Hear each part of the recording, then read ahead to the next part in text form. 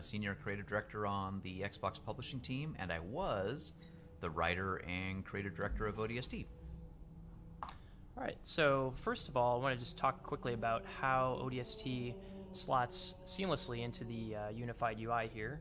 So in all of the areas that you were able to play campaign for any of the other titles, you can do the same for ODST. So much like Halo 2 Anniversary Multiplayer, it slots in under Halo 3, so you can quickly get to there for your campaign. Same with playlists. You can go under Halo 3 and click through and go through ODST. Briefly talk about some of the playlists that we've added here. So one of the interesting things about the way ODST is structured is that you've got a hub and a level kind of structure to it, which is a bit different from some of the other Halo titles. Mm-hmm. One of the things that we were able to do with the playlists is actually construct some, for example, that don't go through the hub, so you can play through the game from one level to the next. On the flip side, you also have the ability to play one of the playlists that is every iteration of Mombasa Streets from back to back. So you could see every city-state and play through each clue in order in that particular playlist. There's also a bit of variety in some of the other ones that highlight features, specific levels with vehicles or some of the more like arena-focused battles and things like that. That's cool. You see, I haven't seen any of this, so I can't wait to play that. That seems pretty awesome. Now let's go ahead and take a look at some of the missions here. So we'll start here with Kazingo Boulevard. Fun vehicle-based mission here. And much like the other titles, you can go through and turn on some of the meta scoring and time features here, which filter into the leaderboards for the game and give you kind of a social way to compete with your friends. One of the things that you'll notice quickly once you're in the game is how much smoother things look when they're running at 1080p and 60 frames a second. In particular, even just starting with the cutscenes, you'll notice a nice bump in the quality and the smoothness of them. Oh, I remember placing every one of those bullet holes on the wall and all those little spikes. Hey, where's the fight at? Take a guess, genius. The first version of that line was, "Take a guess, dumbass," by the way.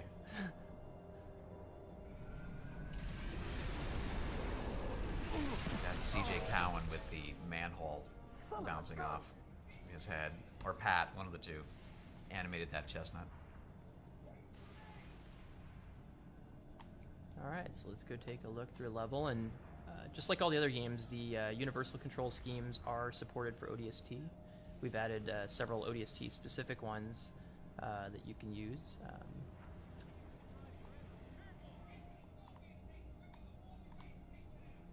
I like to drive tanks, so I might go take that.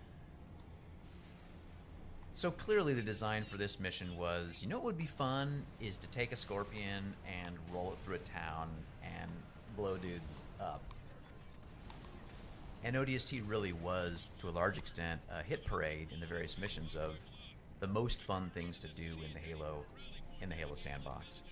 But there was something really fun about the tight environment here, and really being forced to use a Scorpion more as a precision weapon that was really, really enjoyable.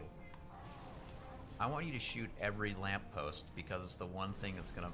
Oh, those blow up too? I forgot. See, two things to blow up. Okay, lampposts here. Yeah, let's take those out. Oh, yes. Yes. There we go. Yes. So ODST was a pretty small team compared to the Halo 3 team, and one of my jobs on the game was to place garbage all around the city. And I don't know if I placed the garbage in this area. This might have been Vic, actually, who placed the garbage here. I can't remember, but needless to say, going around and placing all the little trash and cans, I'm so glad that I can see it all now up-resed.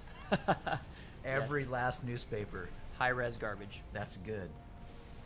It's a monument to all my sins.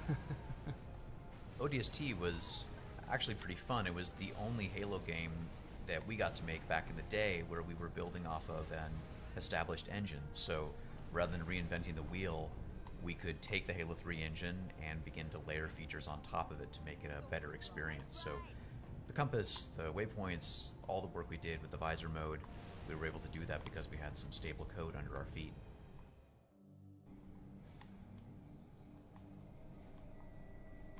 Take a look at NMPDHQ, a bit of a different level than Zingo. Yep, and absolutely, this is probably, well, at least one of my top 3 cinematics from the whole game. Because Romeo is such a complete jerk. Hey, rookie, you out A there? lovable jerk. Respond. That's an order. Give it up, Gunny. Even if he ain't dead, he's lost in that soup. Our comms can't. Yeah, we had one animator do all the cinematics for ODST for the most part, Pat, and he just rocked it. This was his first big job. And he did it all keyframed. It's pretty incredible.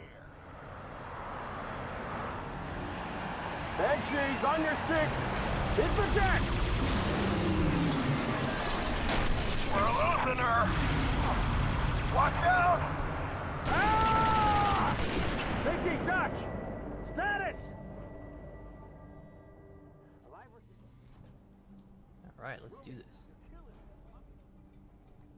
One of the really fun things about ODST was exploring a city at all levels. And one of the design goals and art goals we had early on was to take players from the highest point of the city to the lowest point in the city. And this, of course, is the high point. But just being able to be up in the clouds and see the Halo world from a different point of view. Oftentimes in Halo games, you're traveling from one spectacular destination to the next, and you don't really have time to linger in one spot for too long. But that was really the hope with ODST, is by the time you were done with it, you really would feel like you had spent quality time in a city, learned about it. I don't know, gotten to a place where it felt familiar and a little bit like home by the time you were done. Home filled with thousands of mean, ugly aliens that you had to shoot.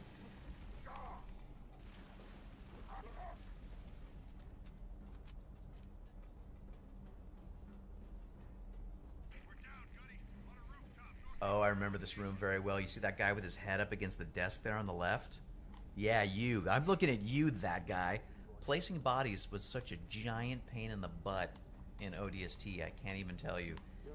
You had to just drop and hope that the physics landed them in the right spot.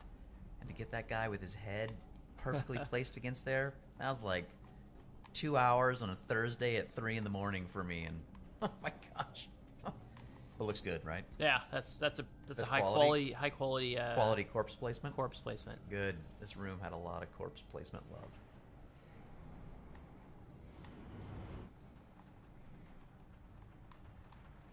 Oh yeah, this spot's good. There's lots of cool weapons here too. I think ODST, pound for pound, had more great Alamo encounters than any of the other original Halo games. Again, with limited geometry, you gotta get creative with reuse, but I think this spot in particular is a really good example of just how much fun you can have in a well-designed, tight space with fun toys and lots of bad guys to keep dropping in. It's great too, because it really feels like you got a team up here. Yep. Taking everything out. Well, this is the time in the story when the gang finally gets together, where everybody's unified, except for the rookie, but everybody's back together again for the first time. There we go. Yeah. Yay! Oh, exploding phantoms are so good. Well, that was great. That was a fun walk down memory lane. It honestly looks incredible.